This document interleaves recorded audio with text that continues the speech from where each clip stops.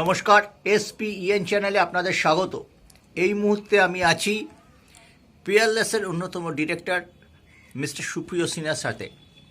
সুপ্রিয়দা কিন্তু একজন সফল সাঁতারু, জাতীয় পর্যায়ে ফিন সুইমিংয়ে জাতীয় প্রতিযোগিতায় ম্যাঙ্গালোরে তিনি 45 থেকে 65 ক্যাটাগরিতে তিনি রূপো পেয়েছেন। 1 সেকেন্ডের জন্য সোনা পায়নি, কিন্তু তিনি কিন্তু শৈশবে সাঁতারের সঙ্গে যুক্ত ছিলেন না। এমন একটা জায়গায় আছেন, পড়াশোনায় মুখ ডুবিয়ে থাকতেন, সেটা তো বোঝাই যায়। কিন্তু তিনি একটি ঘটনাচক্রে সাঁতারে এসেছিলেন, সেই সাঁতার থেকে জাতীয় পর্যায়ে সাফল্য। এটা একটা প্রায় অজানা রোমহর্ষক গল্প, খুব ইন্টারেস্টিং। সেটাই আমরা সুপ্রিয়দার কাছ থেকে শুনে নেব। বলুন সুপ্রিয়। আমার নমস্কার, সকলকে হ্যাপি নিউ ইয়ার জানাই। আমার সঙ্গে কথা বলার জন্য আজকে ধন্যবাদ। আমার সাঁতার অ্যাকচুয়ালি খুব অদ্ভুতভাবে সাঁতার কাটা শুরু। আমি ছোটোবেলায় সাঁতার শিখিনি, সাঁতার কাটতামও না। আজ থেকে বছর 3 আগে 2022-এর শেষে, কোভিডের শেষে আমার জিম করতে গিয়ে একটা স্লিপ ডিস্ক ইনজুরি হয়, এবং তার জন্যে আমি অনেক প্রায় 5-6 মাস ধরে অনেক ওষুধ বিষুধ, ইলেকট্রোথেরাপি, ফিজিওথেরাপি, অনেক ডাক্তার দেখিয়ে টেকিয়ে কিছুভাবেই কমেনি। তারপর একজন ডাক্তার আমাকে বললেন যে আপনি সাঁতার কাটা শেখার চেষ্টা করুন। যদি সাঁতার কাটতে পারেন তাহলে বডি পশ্চারটার জন্য আপনি হয়তো একটু রিলিফ পাবেন, তাছাড়া আর কোনো উপায় নেই। তো সেই তখন আমার শুধুমাত্র বডির পেন রিলিফ করার জন্যে সাঁতার কাটতে যাওয়া শুরু। তারপর আস্তে আস্তে নেক্সট 2 বছরে টুকটুক করে প্রথমে আমরা শুরু করি সাঁতারে নভিস হিসেবে, লাল টুপি পরতে হয়। একটু একটু শিখলাম, শিখে একটা পরীক্ষা দিলাম, দিয়ে লাল টুপির থেকে হলুদ টুপি হলাম, নভিস থেকে বিগিনার। তারপর আরেকটু সাহস বাড়লো, যারা আমার কোচ ছিলেন তারাও সাহস দিলেন, ঠেললেন একটু, আবার পরীক্ষা দিতে বললেন। দিয়ে বিগিনার থেকে তারপর সুইমার হলাম। সুইমার হলে আর লাল টুপি হলুদ টুপি কিছু লাগে না, তখন আপনি যেমন খুশি টুপি, নিজের পছন্দ মতন ডিজাইনের টুপি, রঙের টুপি পরে সাঁতার কাটতে পারেন। এই করতে করতে তারপরে আমরা যেখানে সাঁতার শিখি, আমি লেকটাউনে থাকি, কলকাতায় লেকটাউন সুইমিং পুলে, সেখানে বছরে একবার করে সাঁতারে কম্পিটিশন হয়। সেই কম্পিটিশনে নামলাম, নভিস হিসেবে একটা সিলভার পেয়েছিলাম। তারপরের 2 বছর সুইমার হিসেবে 2টো ব্রোঞ্জ পেলাম। করে একটু একটু সাহস বাড়ছিল, পরীক্ষাগুলো পাশ করলাম, 2-একটা প্রাইজ মেডেল পেলাম। যদি আমি শুরুতে কোনোদিন ভাবিনি যে আমি সাঁতারে কোনোদিন মেডেল পাবো, এসেছিলাম আমি পিঠের ব্যথা সারাতে। তারপর এই গত বছর 2025 সালে জুন মাসে আমার সাঁতারের যিনি টিচার, পিচ্ছিস স্যার, উনি বললেন যে সিনহাবাবু আপনি ফিন কিনুন, ফিন সুইমিং করবেন। আমি তো প্রথমে ঘাবড়ে গেছি, আমি সাঁতারই ঠিক করে তখনও নিজে মনে করি অতটা ভালো সাঁতার কাটতে পারি না। তারপরে আবার ফিন সুইমিং মানে পায়ে ফিন লাগিয়ে, মুখে স্নরকেল লাগিয়ে, মাথা ডুবিয়ে করতে হবে। ফিন সুইমিংয়ে আপনি জলের উপর মাথা তুললে ডিসকোয়ালিফাইড, তো যতক্ষণ সাঁতার কাটবেন মাথা ডুবিয়ে করতে হবে। তো প্রথমে আমার একটু কমপ্লেক্স লেগেছিল, ভয় লেগেছিল একটু। তো অনেক কিছু করার পর তারপরে স্যার জোর করে বললেন যে না না, আপনি শুরু করুন, আপনি ফিন না আনলে আপনাকে জলে নামতে দেবো না। তো সেই ভয়ে ফিন কিনলাম, করে একটু একটু করে শিখলাম।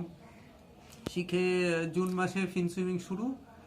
অগাস্ট মাসে আমাদের একটা ডিস্ট্রিক্ট লেভেলের কম্পিটিশন হয়েছিল, সেখানে আই রিপ্রেজেন্টেড নর্থ 24 পরগনা। সেখানে পার্টিসিপেট করলাম, করে 50 মিটার 100 মিটারে কোয়ালিফাই করলাম। ওখানে মেডেল জিতলাম, জিতে স্টেট লেভেলের জন্য কোয়ালিফাই করলাম। তারপর সেপ্টেম্বর মাসে আমাদের স্টেট কম্পিটিশন হলো। স্টেট কম্পিটিশনে আমি 50 মিটারে সোনা জিতলাম, এবং 100 মিটারে শুধু কোয়ালিফাই করলাম, মানে কিছু মেডেল পাইনি ন্যাশনালের জন্য। ম্যাঙ্গালোর পর্বের যে আপনার অভিজ্ঞতা, সেটা যদি একটু বলেন আমাদের। ম্যাঙ্গালোর পর্বের অভিজ্ঞতাটা খুব ইউনিক। আমি ম্যাঙ্গালোরে ন্যাশনালে গেছিলাম, আমার মেন ইভেন্ট ছিল 50 মিটার। আমি 50 মিটারটা ভালোই পারতাম। স্টেটে আমার টাইম হয়েছিল 30.4 সেকেন্ডস। তারপরে প্র্যাকটিস করে 3 মাস প্র্যাকটিস করে সেটাকে নামিয়েছিলাম 29-এর কাছাকাছি, 29:30, 29:40, কোনো দিন 28-এর শেষের দিকে হতো ভালো দিনে। কমিয়ে এনেছিলাম অনেকখানি। ইট ওয়াজ আ কম্পিটিটিভ টাইম। কিন্তু জানি না কি হলো, 50 মিটারের যেদিন ইভেন্ট ছিল সেদিন আমি বোর্ড থেকে ডাইভটা মারলাম। ডাইভটা মেরে স্নরকেলটা একটু সরে গেল এবং তার ফলে আমি একদম পুলের তলায় চলে গেলাম। ডাইভটা মেরে ঠিক সময় যে উঠতে হয় সেটা উঠতে পারিনি এবং পুলের ওপরে, জলের ওপরে উঠে আস্তে আস্তে আমার প্রায় 3 সেকেন্ড মতন লস হয়ে গেল। আমি তখনই নিজেই বুঝেছিলাম। তারপর অনেক চেষ্টা করলাম কিন্তু হলো না। তো 50 মিটারে আমি শেষ করলাম 4th হয়ে।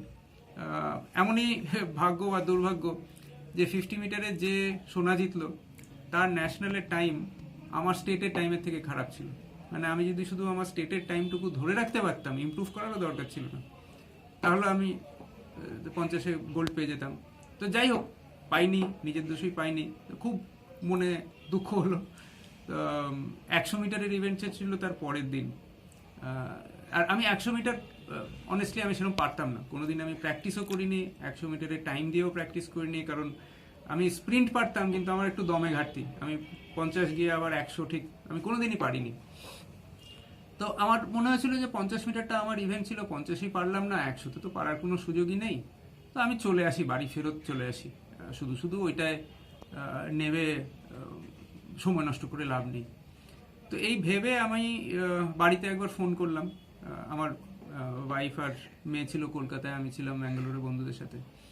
ফোন করে বললাম যে এরকম হয়েছে, আমি 50 মিটারটা পারিনি, 100 তো আমি কোনোদিন করিনি, 100-র কোনো চান্সই নেই, আমি ভেবেও আসিনি।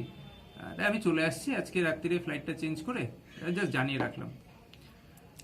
তখন আমার ওয়াইফও আমাকে অনেকবার বললো যে তুমি সেটা ভেবো না, অন্য কে কী করছে দিয়ে তোমার কি, তুমি গেছো ন্যাশনালে পার্টিসিপেট করো, পার্টিসিপেট করে এসো। আর আমার মেয়ে দু একটা খুব ইন্টারেস্টিং কথা বললো। প্রথম বললো যে তুমি যদি 100 মিটারে লাস্টও হও, 10 জন যদি নামে, you will still be 10th fastest in the country. তাতে তোমার প্রবলেমটা কি? তুমি তো আরও অনেকের থেকে জোরে করো, তুমি প্রাইজ নাই পেলে, 10th হলে, তবু তুমি সাঁতারটা কেটে এসো, ন্যাশনালের থেকে মানে না করে ফিরে এসো না, জলে নামো। আমি তখনও ভাবছি না, চলে যাই। তখন মেয়ে আমাকে একটা আলটিমেটাম দিল, বলে যে ঠিক আছে, নো প্রবলেম, তুমি ফেরত চলে এসো, কাটার দরকার নেই, তবে বাড়ি এসে আমার সাথে কথা বলো না। এরপরে তো আর কিছু বলার থাকে না, তো আমাকে তখন থাকতেই হবে। তো আমি বললাম আচ্ছা ঠিক আছে, তুমি বলছো যখন, এইভাবে বলছো, আলটিমেটাম দিয়েছো, কাটবো, ফিরে আসবো না, নামবো, কিন্তু এই শেষ, আমি এরপরে আর জলে নামবো না, এটাই আমার লাস্ট সুইম, তুমি বলছো বলে করে আসছি, তাছাড়া আমি নামতে চাই না। তো তখন আরেকটা জিনিস বললো যে ঠিক আছে, তোমার যদি এটা লাস্ট সুইম হয় তাই বেশ, আর সাঁতার কাটা দরকার নেই, তবে তুমি তোমার লাইফের লাস্ট সুইমটা এমন সুইম করো যাতে তুমি বাড়ি এসে আমাকে প্রাউডলি বলতে পারো আমি জীবনের লাস্ট সাঁতারটা এমন কেটেছি যে আমি সারা জীবন মনে রাখবো। এই একটা কথা বললো, বলে সামহাও পরের দিন আমি নামলাম। মনে তো ভয় ছিল, কারণ আগের দিনে আমার ডাইভটা বাজে হয়েছে। 50 মিটার আমার ইভেন্ট, যেটা আমি কনফিডেন্ট ছিলাম পেলাম না, তবু নামলাম, নেমে গেলাম, এলাম, কিভাবে গেছি কিভাবে এসছি, 50 মিটার গেলাম, আবার 50 মিটার ফিরে এলাম, আমি নিজেই জানি না। আমি শেষ 100 মিটার কেটেছিলাম আমাদের সুইমিং পুল পুজোর আগে, বন্ধ হওয়ার আগে, সেটা ছিল 3 মাস আগে, সেপ্টেম্বরের মাঝামাঝি। আর এই কম্পিটিশন হচ্ছিল ডিসেম্বরের শেষে। তখন একবার দুবার আমি 100 মিটারের টাইম নিয়েছিলাম, এসছিল 1 মিনিট 15 সেকেন্ড, 1 মিনিট 16 সেকেন্ড।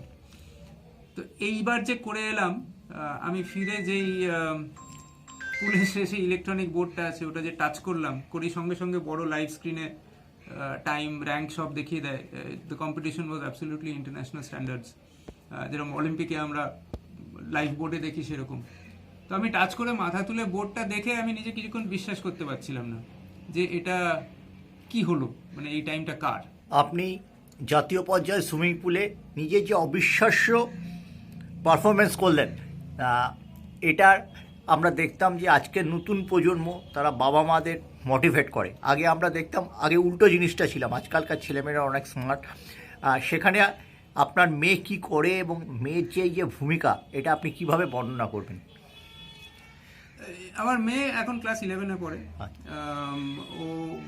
ও খুব সাঁতার কাটে, এমনি পড়াশোনায় ভালো। ওই গত বছর আইসিএসসি দিয়েছে, আইসিএসসিতেও অল ইন্ডিয়া 3rd হয়েছে। নিজেও সাঁতার কাটে, সাঁতারে ওর অনেক মেডেল আছে, ও জলের তলায় আন্ডার ওয়াটার যোগা এসব করে। তো ও খুব খেলাধুলো ভালোবাসে, সাঁতার কাটে, স্কুলে ছেলেদের সাথে ফুটবল খেলে। তা আমার মনে হয় যে এই যে ও আমাকে যে কথাগুলো বললো এগুলো খুব ইম্পর্টেন্ট। নিশ্চয়ই। তখন আমার মনে হচ্ছিল যে আমি ওর প্যারেন্ট না, ও আমার প্যারেন্ট। একদম ঠিক, একটু আমি doubt এটাই ছিল যে ওই কথাগুলো আমার বলা উচিত বাচ্চাকে, এদিকে বাচ্চা বলছে আমাকে। আমার মনে হয় যে এই যতটুকুই ওর ম্যাচুরিটি এসছে তার কারণ হচ্ছে ও খেলাধুলোটা করে। কারণ এই ধরনের জিনিসগুলো শুধু বই পড়ে বা পরীক্ষা দিয়ে বা মার্কস নিয়ে বা এক্সাম দিয়ে আসে না। খেলাধুলো আমাদের অনেক কিছু শেখায়। খেলাধুলো হারতে শেখায়, জিততে শেখায়, হারতে হারতে কীভাবে জিততে শেখায়, এই জিনিসগুলো শেখায়। আমার মনে হয় ও এত খেলাধুলো করে বলে, খেলা দেখে করে বলে ওর মধ্যে ওই ম্যাচুরিটিটুকু এসেছিল করেই আমার মনে হয় ও নিজে ভাবছিল যে আমি এই জায়গায় থাকলে কি করতাম। সেই জিনিসগুলোই ও আমাকে বলেছে এবং তার জন্যই আমি যখন ওই ইলেকট্রনিক স্কোরবোর্ডে টাইমটা দেখলাম, আমি দেখলাম যে 1 মিনিট 10 সেকেন্ড। যারা সাঁতার কাটেন তারা বুঝতে পারবেন যে সাঁতারে 5 সেকেন্ড 6 সেকেন্ড কমানোটা প্রচণ্ড কঠিন ব্যাপার। মানে half a second, fraction of a সেকেন্ডের জন্য লড়াই করতে হয়। তো আমি আজ পর্যন্ত জানি না আমার 1 মিনিট 15-16 সেকেন্ডটা কী করে 1 মিনিট 10 সেকেন্ড হলো। আজকে যদি আমাকে আবার কেউ কাটতে বলে আমি জানি না, হয়তো আবার 1:15 হয়ে যাবে, 1:10 কী করে হলো সেদিন আমি জানি না, বাট সামহাউ হলো। হয়ে সেই জন্য ন্যাশনালে মেডেলটা এলো ঘরে। শেষ প্রশ্ন করব, আপনার মাথার উপরই দেখছি যে এশিয়ান বিজনেস লিডারশিপ সামিট যে অ্যাওয়ার্ড আপনি পেয়েছেন, সম্মানিত করেছেন আপনাকে ম্যান অফ এক্সেলেন্স অ্যাওয়ার্ড, সেটা আপনার কাছে বেশি তৃপ্তির ছিল না এই সাঁতারের, ফিন সুইমিংয়ের এই রূপটা বেশি? তাহলে আরেকটা জিনিস বলি, এটার আগে আরেকটা ছিল। আমি প্রফেশনালি এই যেগুলো দেখছেন এই অ্যাওয়ার্ডগুলো পেয়েছি। তার আগে আমি 95-এ ওয়েস্ট বেঙ্গলে উচ্চ মাধ্যমিকে ফার্স্ট হয়েছিলাম।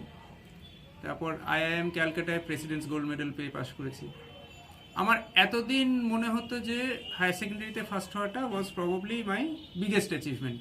প্রফেশনাল এগুলো তো ভালো, IIM ভালো, নিশ্চয়ই। আমাদের যা স্ট্যান্ডার্ড ওই সময় ছিল ওয়েস্ট বেঙ্গল বোর্ডের, খুব কঠিন, খুব কঠিন ছিল। এবং মাধ্যমিক এবং উচ্চ মাধ্যমিকের যে সিলেবাস সেটা একদম পুকুর থেকে সাগরে চলে যেত এবং অনেকেই এটা অ্যাকাস্টম করতে পারতো না। ঠিক ঠিক।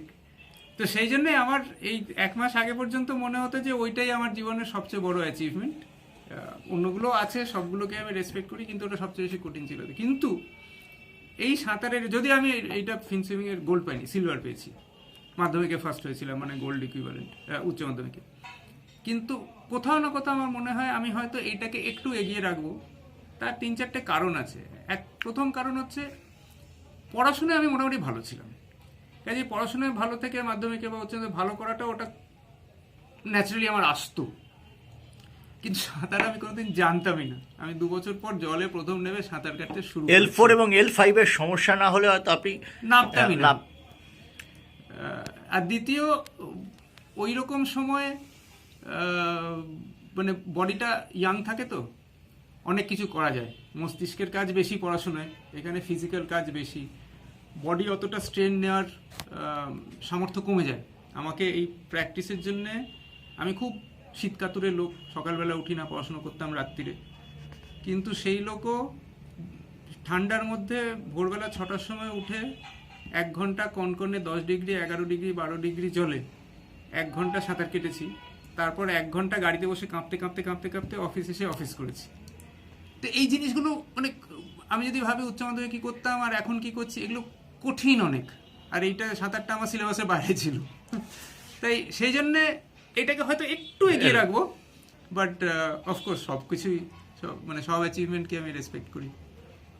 অনেক ধন্যবাদ সুপ্রিয় বাবু। Thank you.